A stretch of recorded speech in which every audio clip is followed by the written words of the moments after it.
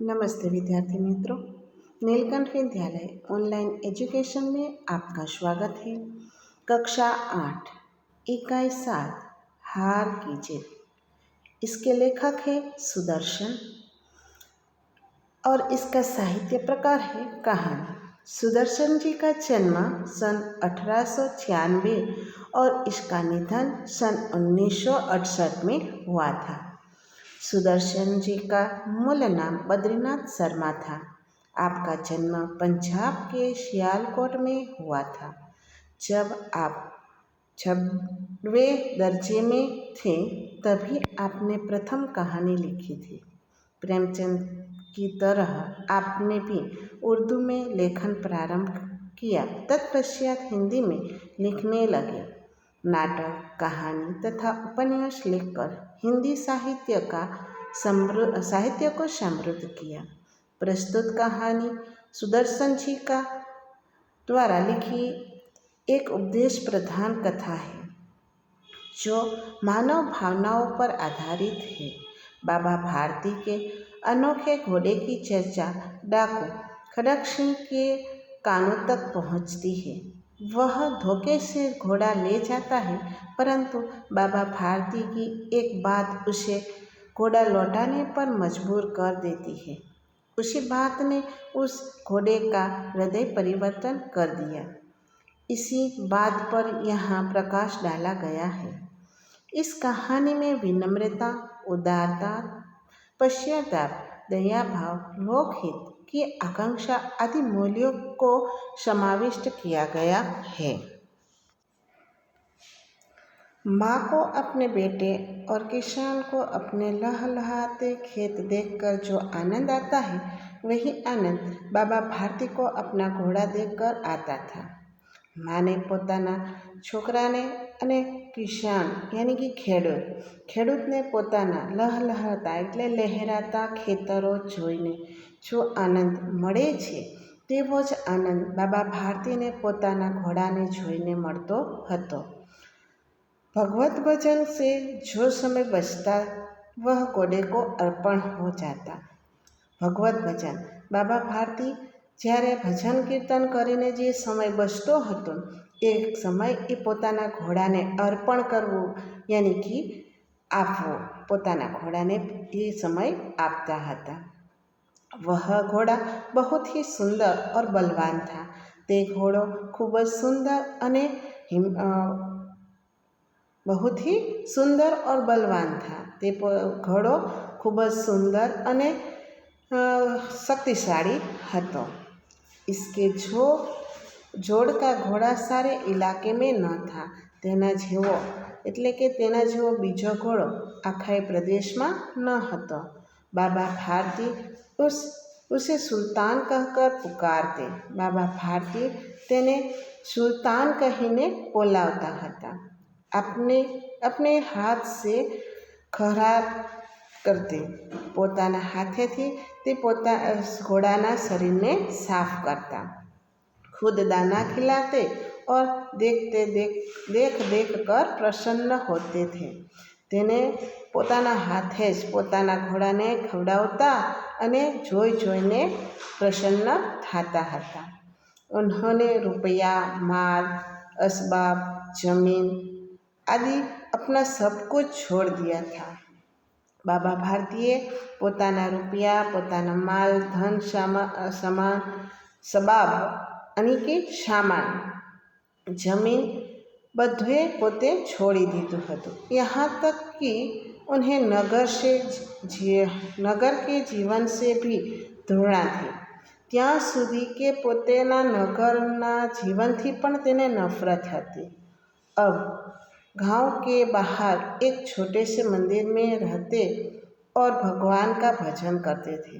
હવે તે ગામની બહાર એક નાનકડા મંદિરમાં રહેતા અને ભગવાનનું ભજન કરતા હતા।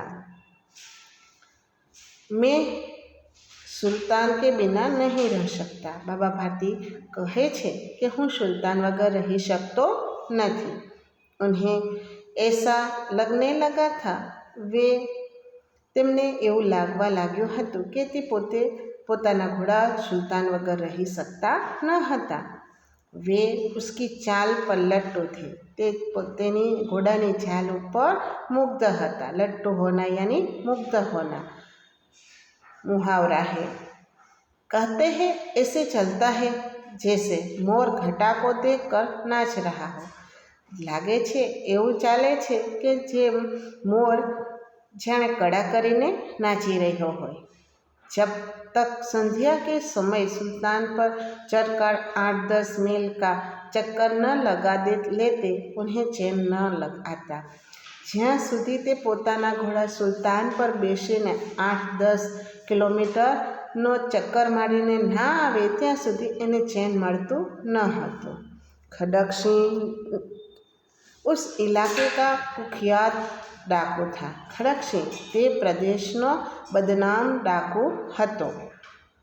लोग उसका नाम सुनकर कांपते थे। लोग तेનું नाम સાંભળીને જ ધ્રુજતા હતા। होते होते सुल्तान की कीर्ति उनके कानों तक भी पहुँची।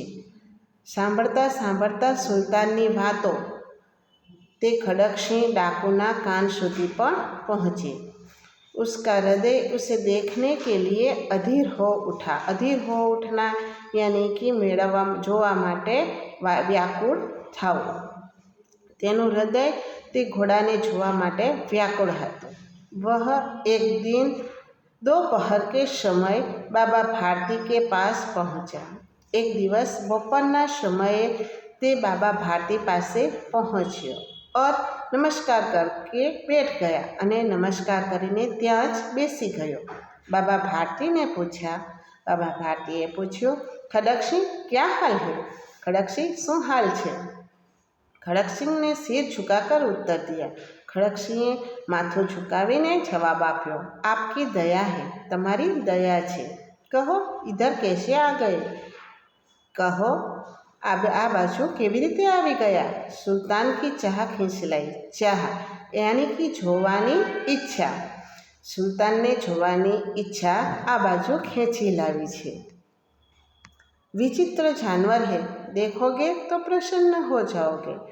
अलग जानवर छे, जोशो तो प्रसन्न थाई जाशो। मित्रों, आगे हम देखेंगे। मैंने भी बड़ी प्रशंसा सुनी है। खड़क सिंह क्या कहता है कि हूँ पण एनी घणी बधी प्रशंसाओं सांभळी छे। उसकी चाल तुम्हारा मन मोह लेगी। बाबा भारती जी कहते हैं कि तेनी चाल जोईने तारुं मन मोही लेशे। कहते हैं देखने में भी बड़ा सुंदर है। कहे छे कि जोवामां पण खूब सुंदर छे। क्या कहना, शू कहेवुं? जो उसे एक बार देख लेता है उसके हृदय पर उसकी छवि अंकित हो जाती है। बाबा भारती कहे छे, शू कहेवुं? तेने जोई एक बार कोई जोई लीए छे तो तेना हृदयमां तेनी छवि यानी कि चित्र अंकित थवुं एटले चित्र छपाई जवुं। एनुं चित्र एना हृदयमां छपाई जाय छे। बहुत दिनों से अभिलाषा थी आज उपस्थित हो सका हूँ। घणा दिवसोनी अभिलाषा एटले के जोवानी इच्छा हती। आजे हूँ उपस्थित यानी कि हाजर थयो छूं। बाबा भारती और खड़क सिंह अस्तबल में पहुँचते हैं। बाबा भारती और खड़क सिंह अस्तबल यानी कि जहाँ अश्वशाला घोड़ाने राखवा माटेनी जग्या अश्वशाला पहुँचे। बाबा ने घोड़ा दिखाया। घमंड से बाबा भारतीए तेने घोड़ो बताव्यो। गर्वथी घमंडथी बताव्यो। खड़क सिंह ने घोड़ा देखा आश्चर्य से। खड़क सिंहे घोड़ा ने जोयो आश्चर्य एटले के नवाई थी। उसने सहस्त्रों घोड़े देखे थे। तेने हजारों घोड़ा जोया हता, परंतु ऐसा बांका घोड़ा उसकी आँखों से कभी न गुजरा था। परंतु आओ बांका एटले निरालो शानदार घोड़ो एनी आँखोंथी क्यारे पसार थयो न हतो। सोचने लगा ભાગ્ય की बात है વિચારવા લાગ્યો કે ભાગ્યની વાત છે।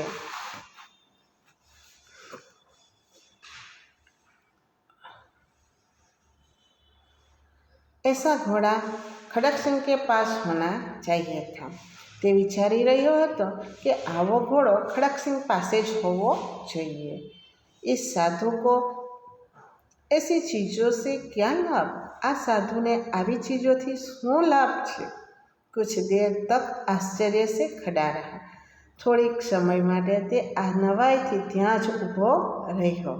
इसके पश्चात उसके हृदय में हलचल होने लगी। ત્યાર પછી તેના હૃદયમાં हलचल होना यानी कि तूफान मचवो। એના હૃદયમાં ઉથલ પાથલ થાવી। बालकों की जैसी अधीरता से बोला। बाळकोनी अधीरताथी ते बोल्यो,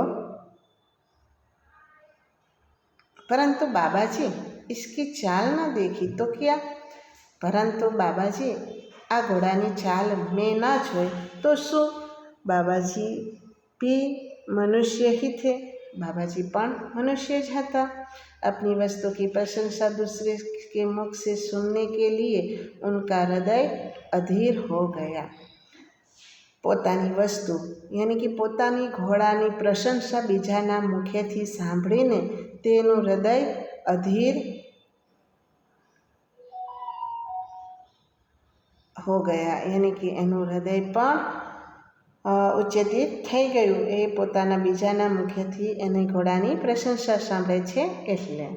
घोड़े को खोलकर बाहर ले आए। बाबा भारती घोड़ाने अस्तबलमांथी छोड़ीने बहार लई आव्या। घोड़ा वायु वेग में उड़ने लगा। घोड़ा वायुनी जेम ज उड़वा लाग्यो। घोड़े की चाल देखकर उसके हृदय पे सांप लौट गया। घोड़ानी चाल जोईने तेना हृदय पर सांप लौटना मुहावरा है ईर्ष्या होना, ईर्ष्या पैदा होना। सांप लौटना मुहावरा है ईर्ष्या पैदा होना। तो खड़गसिंह को ईर्ष्या होने लगी। वह डाकू था और जो वस्तु उससे पसंद आ गया ते डाकू हतो। तेने जे वस्तु पसंद पड़ी जाए उस पर वह अपना अधिकार समझने लगता था। तेना पर ते पोतानो हक समझवा लागतो हतो। उसके पास बाहुबल था। तेनी पासे बाहुबल यानी कि हिम्मत हती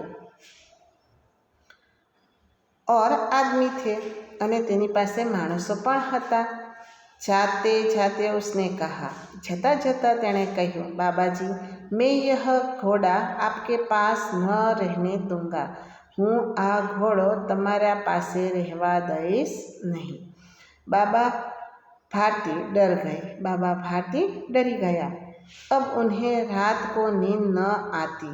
हवे तेने राते ऊँघ न आववा लागी। सारी रात अस्तबल की रखवाली में काटने लगी। बाबा भारती आखी रातो अश्वशालामां ज रखवाड़ी करवामां ज गुजारवा लाग्या। प्रति क्षण खड़गसिंह का डर लग रहा था। प्रति क्षण एटले के हर पड़ खड़गसिंहनो डर तेने लागवा लाग्यो हतो। परंतु कई महीने बीत गए और वह न आया। परंतु केटलाय महीना वीती गया ते आव्यो नहीं। यहाँ तक कि बाबा भारती कुछ असावधान हो गए। ત્યાં સુધી કે બાબા ભારતી થોડા અસાવધાન એટલે કે લાપરવાહ થઈ ગયા કે હવે ખડગસિંહ એનો ઘોડો લેવા આવશે નહીં એવી રીતે લાપરવાહ થઈ ગયા। કારણ કે કેટલાય મહિના વીતી ગયા હતા પણ ખડગસિંહ આવ્યો ન હતો। मित्रों, आज वीडियो में इतना ही। हम अगले वीडियो में फिर मिलेंगे। नमस्ते।